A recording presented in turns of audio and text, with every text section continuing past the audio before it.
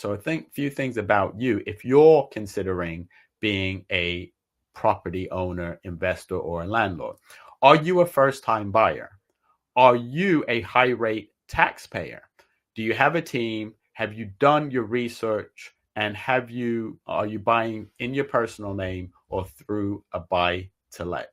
So the first question is, are you a first time buyer? Some lenders will not lend to what they call first time buyer, first time landlord. So that means you've never owned a property and the first property you're buying is a buy to let property. So you need to keep that in mind. There are lots of lenders who will, but there are some lenders that won't lend based on that. Are you a high rate taxpayer? So just as a rule of thumb, if you're a high rate taxpayer, the multiple between your mortgage and what the rental income is will be different than a non-high rate taxpayer. So speak to your mortgage broker about that, and they'll be able to explain that in greater detail. Do you have a team, and have you done your research? If you've just seen an ad on TikTok or online where they're saying this is a quick way to make money, think again.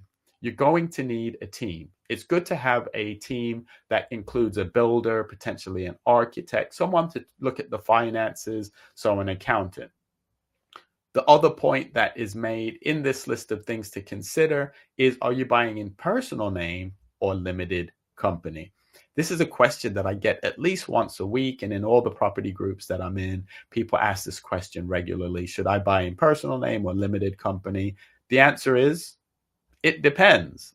You'll always need to speak to an accountant. When you speak to the accountant, give them the information that they understand what your long-term goals are, what your appetite for risk is, and what you're trying to accomplish. So you need to think about it from an estate planning perspective, not just how do I skirt paying this or paying that, because it never works.